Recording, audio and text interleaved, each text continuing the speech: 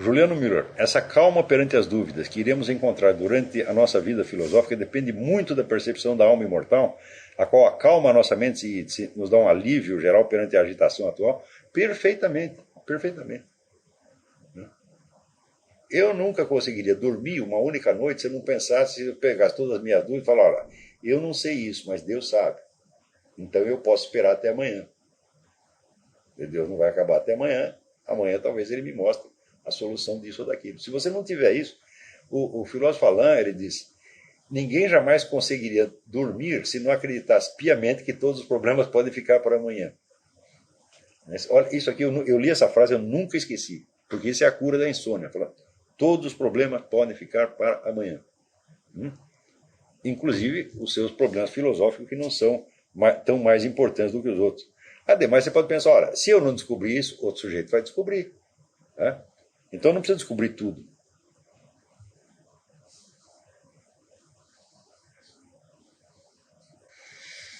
Victor Madeira.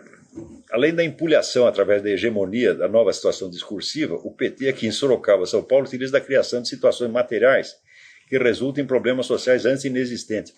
Mas isso não é, como é que se diz, uma exceção, isso não é algo a mais, isso é a própria natureza da coisa, quer dizer, criar interesses objetivos que legitimem retroativamente a proposta ideológica. Esta é a essência da estratégia do Ernesto Laclau, que, repito, foi adotada universalmente. Quer dizer, não é só a hegemonia sobre o discurso, a hegemonia sobre o discurso cria depois uma rede de interesses materiais que o sustentam e que lhe dão uma espécie de segunda realidade. Né? Então, veja, por exemplo, na própria sociedade soviética, né, o Partido Comunista é relativamente pequeno no começo, mas depois da Revolução, ele cresce formidavelmente, e daí se cria uma rede de interesses que o torna absolutamente inabalável.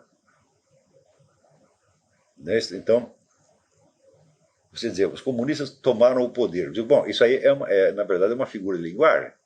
Eles vão constituir um poder depois de tê-lo tomado. Como é que tomaram o poder? Por exemplo, quando tomaram lá o Palácio de Inverno e começaram a dar ordens. Né? Ninguém os obedecia, evidentemente, eles não eram nada na sociedade.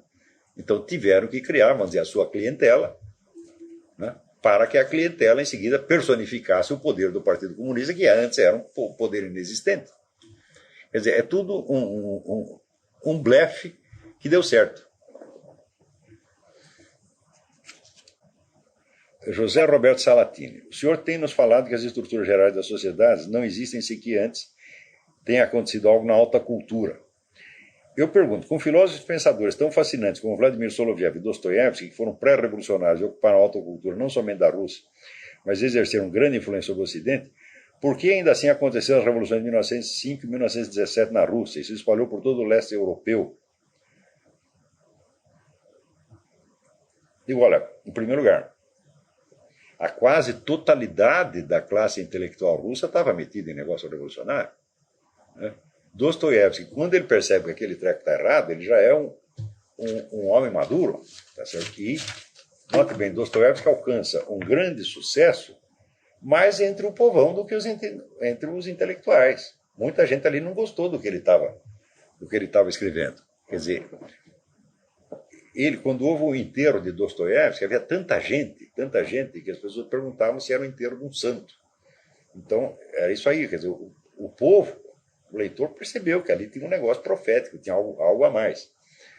Mas isso não quer dizer que toda a intelectualidade russa tenha gostado de se ver retratada como um bando de loucos, como acontece no livro Os Demônios, né?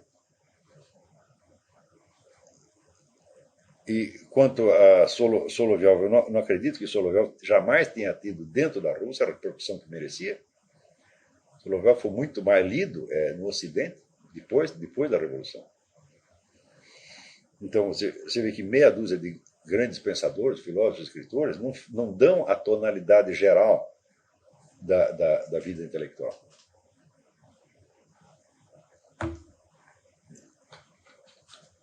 Então, eles estavam longe de poder exercer qualquer grande influência. Também, você não pode esquecer de uma outra coisa.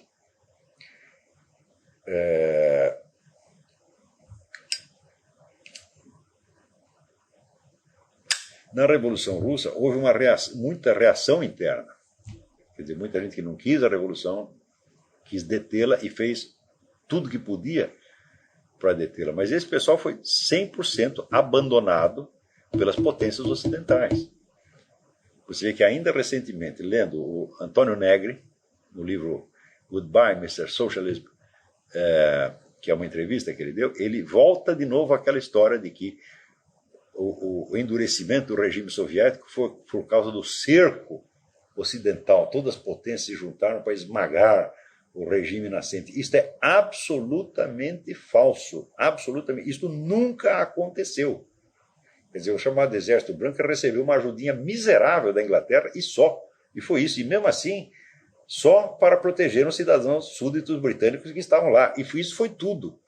Eu, quando era jovem, eu li um livro que chamava A Grande Conspiração. Os autores Albert Sayers e não sei o que, Kahn. E era um livro que todos os comunistas liam na época, que era o cerco das potências ocidentais, a conspiração ocidental contra a União Soviética. E eu, na época, acreditei. Depois, quando eu fui estudar, eu vi que aquilo, de fato, nada tinha acontecido. Quer dizer, o pessoal antirrevolucionário foi realmente deixado na mão, foi 100% traído. Tá certo? E a turma da Revolução já controlava o aparato estatal. Então, era, vamos dizer, e sobretudo o exército. Você não pode esquecer que a Revolução de 17 foi sobretudo um golpe militar. Então, o exército estava quase todo contra o governo. Tá certo? Então, havia uma ou outra tropa, um ou outro potentado local que estava contra aquilo, tentou se organizar na medida que podia, mas não tinha dinheiro, não tinha arma, não tinha coisa nenhuma. Então, foram deixados na mão, quer dizer, foi uma luta desigual. Mesmo assim, deram um bocado de trabalho, né? Então,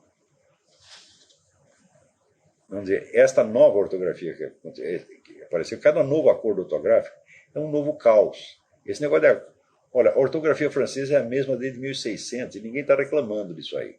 Tá vendo? Então, quer dizer, reforma ortográfica é coisa de vagabundo, é coisa que não tem o que fazer. Tá vendo?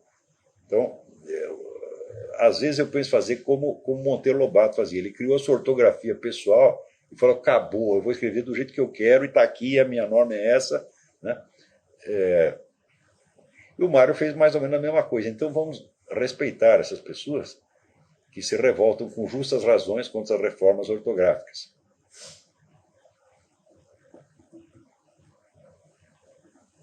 Eu continuo usando a mesma ortografia de 1947. Eu não quero saber da nova ortografia. Ela cancelou o trema, cancelou isso, mas aquilo. Eu vou manter tudo. Quer dizer, quando eu mando artigo para o jornal, eu falo, vocês aí na redação, vocês se arrumem, façam o que quiserem, mas eu vou escrever do meu jeito. Quando há tantas reformas ortográficas, a solução é não obedecer nenhuma delas.